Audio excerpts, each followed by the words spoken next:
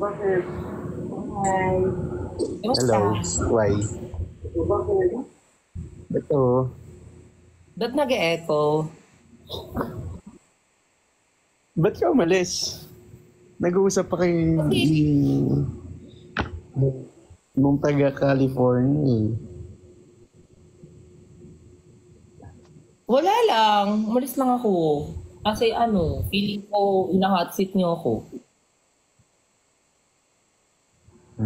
Tsaka hindi ka kasi nagsasalita. Bakit hindi ka nagsasalita? Hindi, naliliit Hindi ka... kasi ako eh. Ha? Ba't ka nanliliit? Ang pogi-pogi mo, mas pogi ka pa dun. Hello. Ano yun? English bro, matangkad, malaki katawan. Bakit? May ano ba yun? May leadership skills ba yun? Gentleman ba yun? Tsaka may emotional intelligence ba yun? Wala naman. Ewan, mag-iisa naman kayo, di ba? Ha? Baka malaman mo pag nagkita kayo. Baka malaman mo pag nagkita kayo. Di ba magkikita kayo? Ay, hindi. Sobrang tagal na nga namin nagse-set tapos hindi natutuloy. Di ba? Sensya na. Ay, hindi Sensya na, naman. naka-FB10 lang ako ah. Parang nga, kasi parang ang ganda ng bagong technology ngayon, medyo stop dance ata yung nilalaro mo.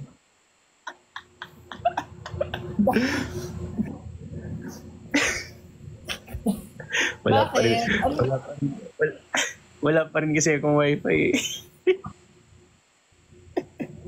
Ano ba yan? Ilang araw na?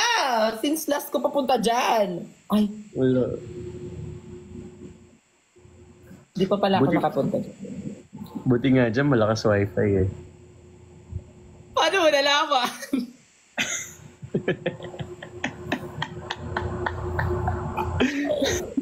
Bakit tawa-tawanan ha? May ginawa ka pa sa akin. Nakala mo, hindi ko nakakalimutan yun. Ano?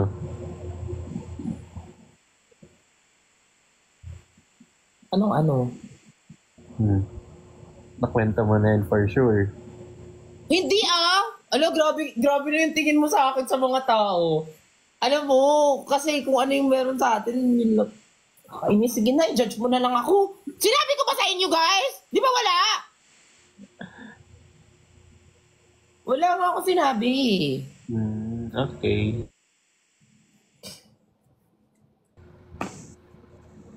Parang naglalag ka na ka. Pero okay lang. Kaya kong tiisin. Baka usap ka lang. Shit. LTE nga ako, nakakainis yung naging LTE. Bagal ng internet ko ngayon eh.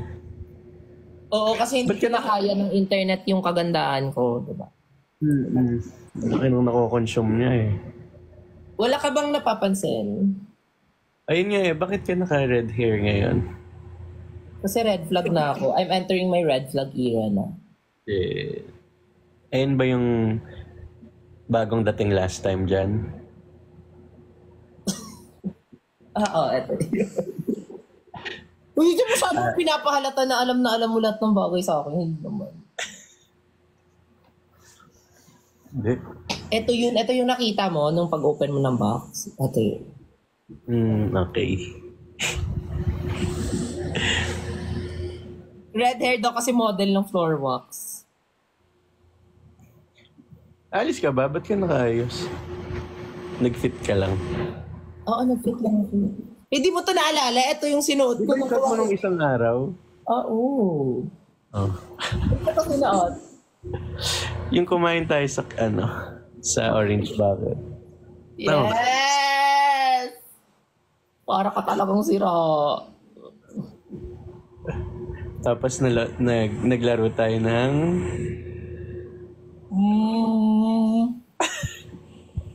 Naglaro tayo ng bahay-bahayan. Nagtampo na si Ate Jenny, okay lang, te. Si Ate Jenny naman. Pati si Mark Ian, wag na. Lahat na lang kinukuha. Nag-end na talaga si Ate Jenny. Malungkot si Ate Jen. Bakla, ayan na naman kayo, gagawa niyo na naman ako ng issue. Kakabalik ko nga lang dito sa live, right? It's been how many days since I haven't, Sabi mo raw, di ako nagpaparamdam. Wala akong sinasabing ganun! Wala nga! Hindi ka ba nagpaparamdam? Tingnan mo, may papakita ko sa'yo. Wala, sabi daw. Disrespect ka daw, sabi ni Anthony sa kabila. Why you live naman kasi bigla-bigla. Kasi, inaano niyo ako! Hindi yung disrespect. Ang tawag dyan, ghosting. Yes, red hair ako so meaning red flag ako. Tingnan mo category kanina, my greatest fear. Tingnan mo top pala ako. Naka-document. Tingnan mo naman. Annabelle Realness. Anong category yan? My greatest fear. Tapos, kahit hindi ko naman kinakatakutan si Annabelle. Pero feeling ko, wala lang. Share ko lang kanina kasi baka isipin nyo kasi na hindi ako magaling mag-dress to impress eh. Tinuruan niya akong mag-dress to impress. Lagi tuloy kami nagpapagalingan. Pero nakikita ko na yung improvement niya so far Kumbaga, umano na siya, gumagaling na siya. Wala pa yung mga VIP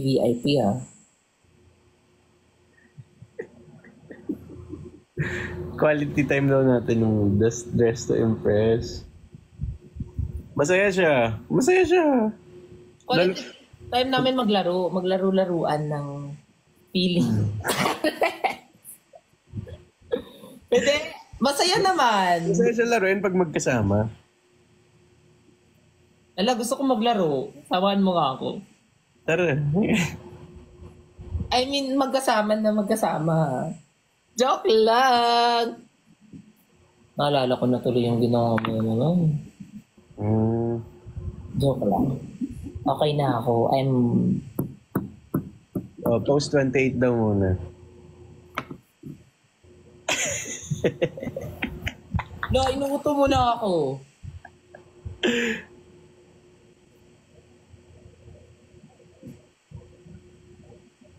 Ano daw yung mo? Anong horoscope mo? Horoscope? Baka zodiac sign eh. Libra. Yes. Kaya yan siya sa mga bagay-bagay. Balance yan siya. Alam niyo ba guys, magrarant ako sa kanya, tapos parang iniisip niya pa rin yung isang side, tapos iniisip niya yung side ko, tapos biglang parang okay, edi wag mo na akong panigan. Ganun siya always, unless nasa magandang side talaga ako. Ay, kahit nasa magandang side ako, sinasabi niya, baka lang naman kasi baka lang. Gusto niya kasi, kakumpiyan siya agad. Oo, di ba? Dapat ganun yun. Diba? Siyempre, i-assess mo lahat ng factors. Hindi, kahit asawa mo na ako, ay, charas. Kahit kaibigan mo ako, hindi mo ako wawala.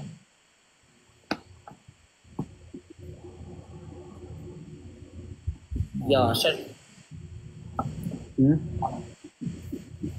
Nag-gluta drip ka, Esnio. Ha?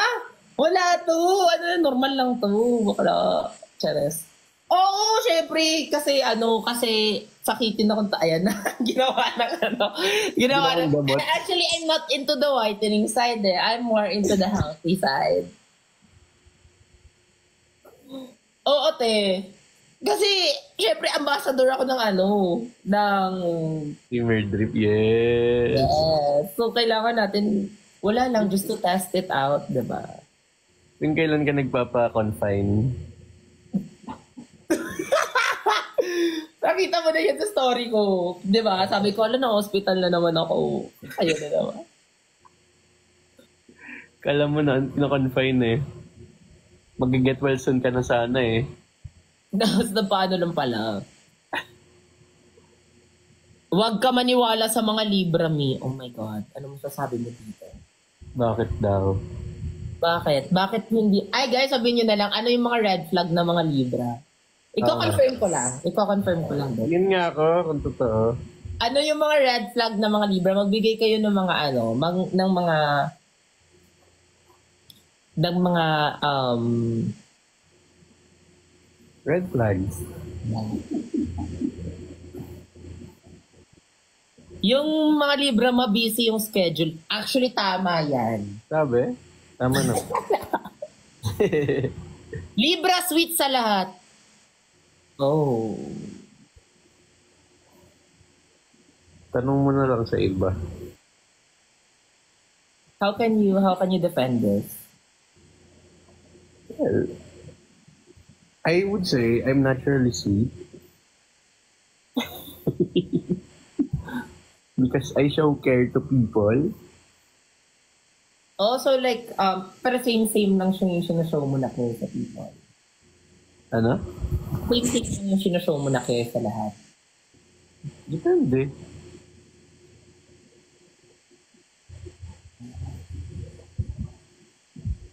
Libra ma. Passive-aggressive daw. Hala.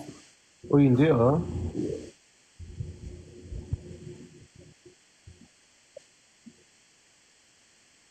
Hindi yan siya passive. Hindi yan siya passive-aggressive, guys. People pleaser, mas lalong hindi. Ako yung people pleaser, siya hindi.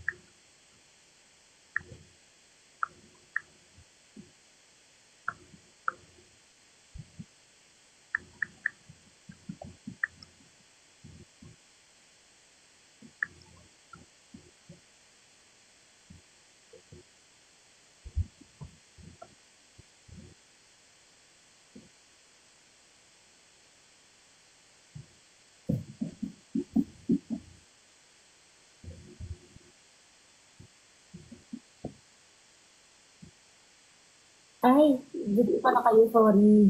Ay. Sorry, guys. Sorry. Nakalimutan na. Pasali sa GC. Wala. Too eager, sabi dito, too eager to please at the expense of their own needs. Wala akong na... Hindi ko siya gets. Yan daw yung mga red flag. Too eager ka daw to please at the expense of your own needs. Your timer starts now. Too eager to please. So like, people pleaser? Ibig niya sabihin? No, so like, if you can't accept defeat, might as...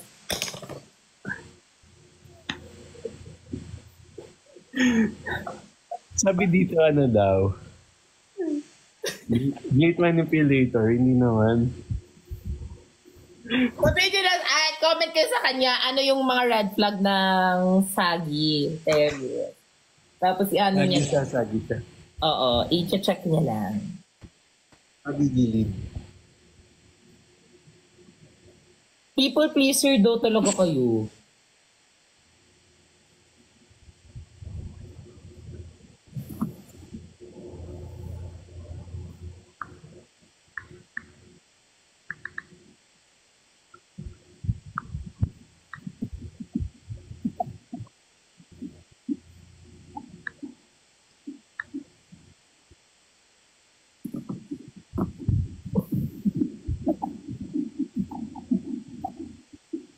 Grabe yung crisis na pinagdaanan ni Ariel.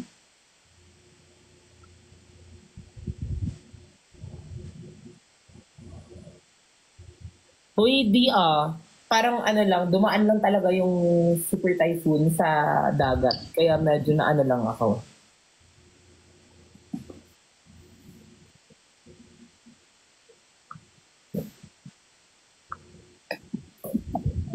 Bakit Ariel? Ariel pala. Fear of commitment daw yung mga ano, yung mga Libra. Fear of commitment? I think matagal mag-commit. It's not fear of commitment. Same. Parang, I mean, in all aspect naman, bago mo pasukin kasi, you need to assess everything, di ba? Kung para doon ka ba or what. Feeling ko wala yan sa ano, wala yan sa zodiac sign.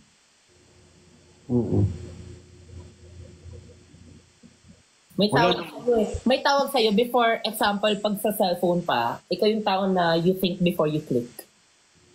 Tawag dito, parang, yun nga, ina-assess mo pa yung mga decision, ay yung mga bagay-bagay before ka make ng action. Ganon. Oo naman. Ayun yung passive-aggressive, di ba? Yung bigla ka na lang yung naisip mo, like galit, tapos bigla mo ipopost sa Facebook, tapos agresibo ko agad, tapos mamaya maisip mo na mali pala yung ginawa mo. So, iba yung meaning ng passive-aggressive? Hindi ba yun? Yung parang nag-show ka ng attention na, tapos bukas wala, tapos bigla mag-show ka na naman, tapos biglang wala. Ganun na ata yun. Ala, sensya na, mali ako ah. Ay, sorry. Pero tama ka naman, kasi since ikaw yung magna cum laude dito, so context clues lang naman ginawa ko, baka mali ako. Context clues! Sabi dito, inconsistency yun ay sorry. Hindi ba yun? Yung passive-aggressive? Uro-sulong? I-share ko lang example yung pagpapatama. Pero yung parang ay, hindi pala yun. Sorry. Eh, di mali na ako. Eh, di ako na. yung parang bigla-bigla kang na ano. Tapos hindi ka ano. Basta yun. Ano? Indecisive ka daw. Hindi. Patagal mag-decide. Matagal mag-decide talaga.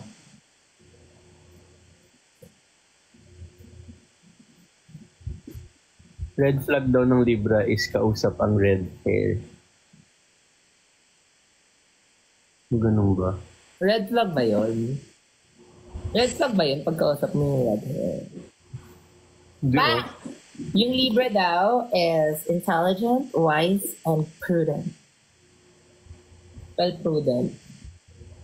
Yung Sagi daw, sinner and ghoster. Tanong ko sa sarili ko na nire-replyin kita agad-agad. Hindi naman ako feeling.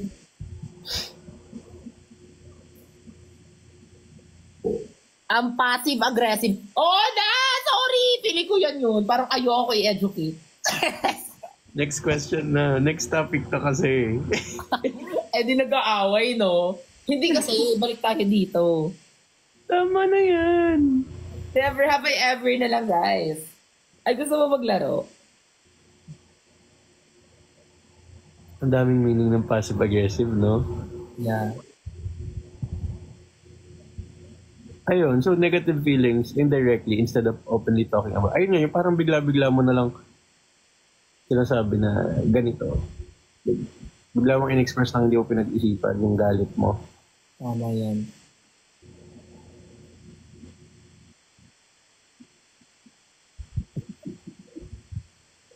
Yes po, tama po siya. Oo nga, tama siya. Tama yan. Congrats. Ano siya yung ano, parang buti andyan na lang yan siya kasi kinokorek niya ako. Every day I learn something new. Right? Kanina. Oo.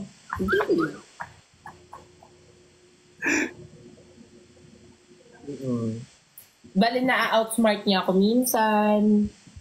Kadalasan pa na. So, sinasabi ko hindi ako smart.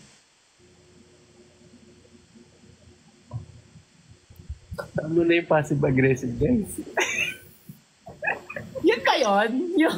Puro ayun pa rin yung comments, maski ako tuloy na ano kung tama or... Kailan ba yung next video? Kailan ba? Iyan. Kailan ba Iyan? Alin? Sabi nila, kailan? Hindi ka smart, TNT ka. Tama! Kasi sa TNT, ay sorry, may brand yan siya. Smart ka ba? Smart ako. Same tayo. Magkakampi pa rin tayo at the end of the day. So smart, kunin niyo na kami. Smart, baka isang digital ad lang. Promise. Diba? Promise, hindi yan magpa-flop. Promise. Ako rin actually, ay yung isa sa mga brands, ano? Ha? Isa sa mga brands na gusto kong maka-work is Telecom. Wala pa akong Telecom eh. Yun, smart, di ba? Ay, mga PLDT, gano'n. Wala pa akong Telecom na project. Meron ako, like before, yung nagmamodel pa ako, print ad ng PLDT. Pero yung sa campaign, wala pa.